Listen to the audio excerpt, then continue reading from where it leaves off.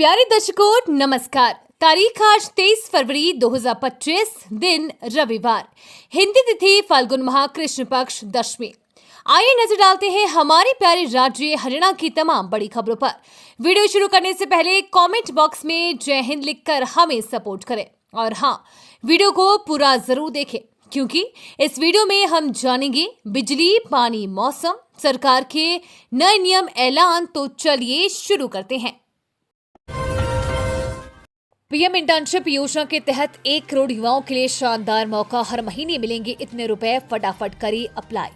PM internship योजना का लाभ उठाने के इच्छुक युवा 12 मार्च तक रजिस्ट्रेशन करा सकते हैं। चयनित युवाओं को कंपनी 5,000 रुपए मासिक स्टाइफंड व केंद्र सरकार 6,000 रुपए का एक मुश्त भत्ता देगी। युवाओं को www.pminternship.mca.government.in पर रजिस्ट्रेशन कराना होगा।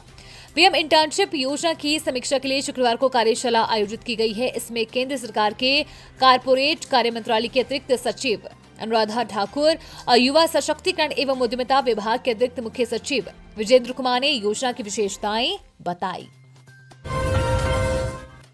हरियाणा की 40 मंडियों में शुरू होगी अटल किसान मजदूर कैंटीन। सिर्फ 10 रुपए में मिलेगा भरपेट खाना। हरियाणा के 40 अनाज मंडियों में आगामी सीजन से अटल किसान मजदूर कैंटीन खोली जाएगी। इस कैंटीन में किसानों, आढ़ती और मजदूरों को 10 रुपए में शुद्ध खाना मिलेगा। कैंटीनों का संचालन सेल्फ हेल्प ग्रुप और मार्केट कमेटी की ओर से किया जाएगा। इसके लिए प्रदेश सरकार 15 रुपए की सब्सिडी देगी। हरियाणा राज्य कृषि विपणन बोर्ड के मुख्य प्रशासक ने मंडी अधिकारी को शुक्रवार को पत्र लिखा। पत्र में अधिकारी को कैंटीन के लिए इंफ्रास्ट्रक्चर उपलब्ध कराने के निर्देश दिए। डांस, ड्रामा और ड्राइंग। हरियाणा के स्कूलों में नई शिक्षा नीति के तहत बदले पढ़ाई के तौर तरीके, सिलेबस भी चेंज। हरियाणा के सरकारी स्कूलों में अब प्राथमिक कक्षाओं के बच्चों को डांस, ड्रामा और ड्राइंग सिखाई जाएगी। खेल खेल में पहेलियों के माध्यम से बच्चों की बौद्धिक क्षमता विकसित की जाएगी। नई शिक्षा नीति के तहत पहली, दूसरी, तीसरी व छठी कक्षा के पाठ्यक्रम में बदलाव किया गया है ताकि छात्रों को आसानी से पाठ समझाया जा सके।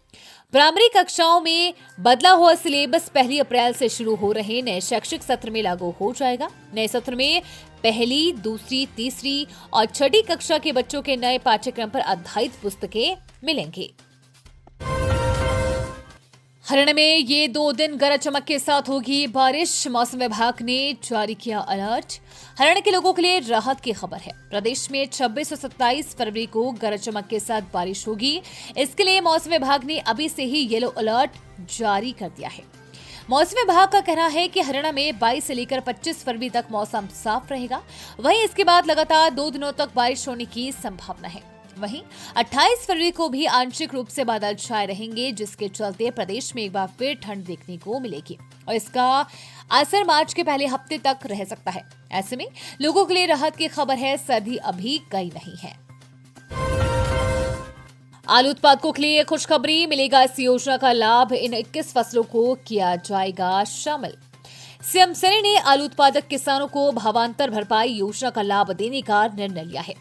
किसानों को पिछले वर्ष 2023-24 की बकाया राशि 40.34 करोड़ रुपए का भुगतान किया जा चुका है। किसानों को सलाह दी कि आलू का भाव कम होने की स्थिति में फसल को कोल्ड स्टोर में रखा जा सकता है। प्रदेश सरकार ने प्रदेश के किसानों को जोखिम मुक्त करने को योजना भावांतर भरपाई की शुरुआत की। इसका उद्देश्य मंडियों में बिक्री मूल्य में गिरावट आने के कारण किसानों को आर्थिक नुकसान से बचाना है। योजना में कुल 21 बागवानी फसलों को शामिल किया गया है, जिसमें 5 फल फसलें, 14 सब्जी फसलें व 2 मसाला फसलें शामिल हैं। प्रयागराज के लिए हरियाणा से 575 बसें। महाकुंभ के लिए इन जिलों से मिल रही है सर्विस। देखिए लिस्ट। हरियाणा के परिवहन मंत्री अनिल विज ने बताया कि प्रयागराज में आयोजित महाकुंभ में श्रद्धालुओं की सुविधा को ध्यान में रखते हुए राज्य के सभी जिलों से 21 फरवरी तक कुल 595 बसों का संचालन किया जा चुका है और सभी बसें श्रद्धालु यात्रियों से भरी जा रही है। इस व्यवस्था के तहत राज्य परिवहन विभाग को औसतन 43.85 की प्राप्ति हुई है। विज ने बताया कि परिवहन विभाग द्वारा महाकुंभ जाने के लिए श्रद्धालुओं की बढ़ती संख्या को देखते हुए बस सेवा शुरू करने का निर्णय लिया था। इसके तहत बसों का संचालन प्रारंभ किया गया था। प्रत्येक बस में 80 से 85% यात्री सफर कर रहे हैं और परिवहन विभाग को औसतन 43.85 प्राप्ति हुई है। बिजली वितरण में पहले स्थान पर हरियाणा, जानिए कौन रहा कितने नंबर पर। बिजली वितरण में हरियाणा ने देश भर में पहला स्थान प्राप्त किया है। डिस्ट्रीब्यूशन यूटिलिटीज रैंकिंग में हरियाणा ने पहले व दूसरे स्थान पर कब्जा किया। तीसरे स्थान पर उड़ीसा है। इस बारे में जानकारी देते हुए हरियाणा के ऊर्जा मंत्री अनिल विज ने कहा कि हरियाणा के बिजली निगमों उत्तर हरियाणा बिजली निगम वितरण लिमिटेड और दक्षिण हरियाणा बिजली वितरण निगम लिमिटेड को पूरे देश में ओवरऑल डिस्ट्रीब्यूशन यूटिलिटीज रैंकिंग अर्थात समग्र वितरण उपयोगिता रैंकिंग में क्रमशः प्रथम और द्वितीय स्थान प्राप्त हुआ है। विज ने कहा कि वर्तमान में हरियाणा के लगभग सभी गांवों में 24 घंटे बिजली दी जा रही है और आने वाले समय में बिजली के वितरण और अवसंरचना को सुदृढ़ करने के लिए ठोस निर्णय लिए जाएंगे।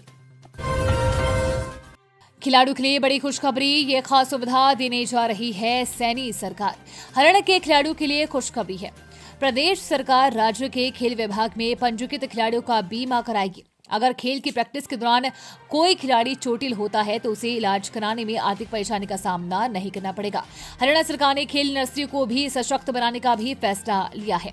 इसके साथ ही उनमें खिलाड़ियों की 100% हाजिरी सुनिश्चित करने के लिए बायोमेट्रिक उपस्थिति अनिवार्य कर दी गई है। इसकी शुरुआत पंचकुला से होगी।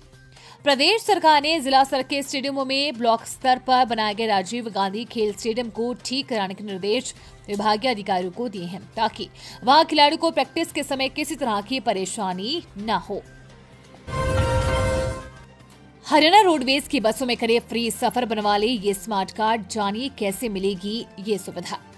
हरियाणा सरकार द्वारा आर्थिक रूप से कमजोर परिवारों और मेधावी छात्रों के लिए शुरू की गई हैप्पी कार्ड योजना का लाभ अब जिला फतेहाबाद में तेजी से लोगों तक पहुंचाया जा रहा है। हरियाणा राज्य परिवहन फतेहाबाद ने गांव स्तर पर शिविर लगाकर कार्ड वितरण शुरू कर दिया है ताकि जिन लाभार्थियों को अब तक कार्ड नहीं मिल पाए हैं वे भी इस सुविधा का लाभ उठा सके। हरियाणा राज्य परिवहन फतेहाबाद के परिचालक महेंद्र सिंह ने बताया कि करीब 2 लाख कार्ड प्राप्त हुए थे, जिनमें से 1.5 लाख से अधिक कार्ड बनाकर वितरित किए जा चुके हैं। हालांकि कुछ लाभार्थियों को कार्ड प्राप्त करने में दिक्कतें आ रही हैं। उन्होंने बताया कि जब लाभार्थियों ने कार्ड के लिए आवेदन किया था तब उनका मोबाइल नंबर कुछ और था, लेकिन अब उन्होंने नंबर बदल दिया है जिससे उन्हें सूचना भेजने में परेशानी हो रही है। हरियाणा सरकार का बड़ा एक्शन, इन कर्मचारियों अधिकारियों को किया जाएगा जबरन रिटायर। हरियाणा सरकार ने भ्रष्टाचार के खिलाफ कड़ा कदम उठाया है और अधिकारियों तथा कर्मचारियों पर शिकंजा कसने के लिए नया नियम लागू किया है। इसके तहत अधिकारियों और कर्मचारियों को 50 या 55 साल की उम्र में मिलने वाली एक्सटेंशन से पहले उनकी कार्यकुशलता और भ्रष्टाचार से जुड़ी रिपोर्ट का रिव्यू किया जाएगा। यदि किसी पर भ्रष्टाचार का आरोप पाया जाता है तो उसे एक्सटेंशन नहीं दी जाएगी और उसे जबरन रिटायर किया जाएगा। इस नियम के तहत सरकार ने पहले ही राजस्व विभाग के ग्रुप बी के एक अधिकारी की एक्सटेंशन पर रोक लगा दी है और उसे जल्द ही रिटायरमेंट के आदेश जारी किए जाएंगे। एंटी करप्शन ब्यूरो ने भी भ्रष्टाचार के खिलाफ सख्त मुहिम शुरू की है, जिसके तहत हर दूसरे दिन किसी न किसी अधिकारी या कर्मचारी को रिश्वत लेने के आरोप में गिरफ्तार किया जा रहा है। हरियाणा एमबीबीएस परीक्षा घोटाले में 41 पर एफआईआर, 8 रेगुलर कर्मचारी सस्पेंड।